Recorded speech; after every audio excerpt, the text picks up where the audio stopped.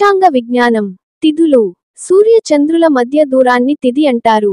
చంద్రుడు సూర్యుడిని దాటి 12 డిగ్రీలు నడచిన ఒక తిథి అగును. దీనిని శుక్లపక్ష పాడ్యమి అంటారు.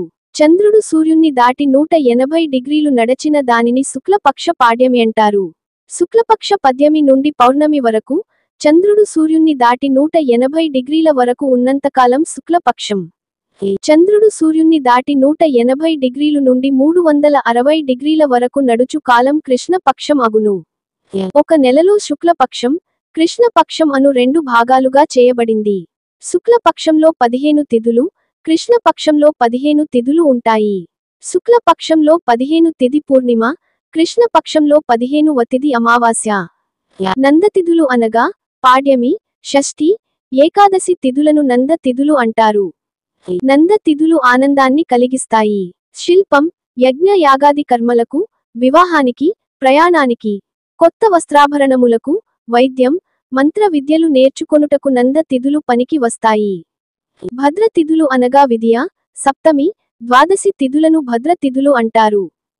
ఆత్మ రక్షణ కలిగిస్తాయి.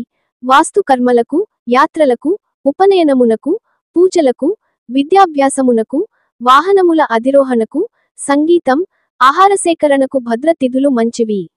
జయ తిథులు అనగా తదియ, అష్టమి, త్రయోదశి తిథులను జయ తిథులు అంటారు. జయాన్ని కలిగిస్తాయి. వివాహం, గృహప్రవేశం, విగ్రహ ప్రతిష్టలు, యుద్ధం, ఆయుధ ధారణం, అధికారులను కలవటం, విద్యార్హత పరీక్షలు వీటికి జయ తిథులు మంచివి. రిక్త తిథులు అనగా చవితి, నవమి, చతుర్దశి తిథులను రిక్త తిథులు అంటారు. ఫలితాన్ని ఇవ్వలేవు. అగ్నిసంబంధ కర్మలకు, అసత్య భాషణకు, విరోధాలకు, హాని కలిగించే విషయాలకు, పాప కార్యాలకు రిక్త తిథులు మంచివి. పూర్ణ తిథులు అనగా పంచమి, దశమి, అమావాస్య, పౌర్ణమి తిథులను పూర్ణ తిథులు అంటారు. పూర్ణ ఫలితాన్ని ఇస్తుంది. అమావాస్య ముందు పితృకర్మలను, మిగిలిన తిథుల యందు సకల శుభకర్మలను, వివాహం, ప్రయాణాలు, శాంతులు పూర్ణ తిథులు మంచివి. పౌర్ణమి యాత్రకు పనికి రాదు.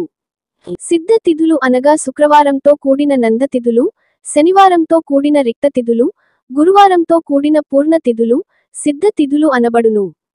ఇట్టి తిథుల యందు సర్వ కార్యములు సిద్ధించును, నెరవేరును. దగ్ధ తిథులు అనగా ఆదివారం ద్వాదశి, సోమవారం ఏకాదశి, మంగళవారం పంచమి, బుధవారం తదియ, గురువారం అష్టమి, శనివారం నవమి, కలసిన దగ్ధతిథులు అంటారు. అన్ని శుభకర్మలయందు ముఖ్యముగా వాస్తు కర్మలయందు నిషిద్ధం.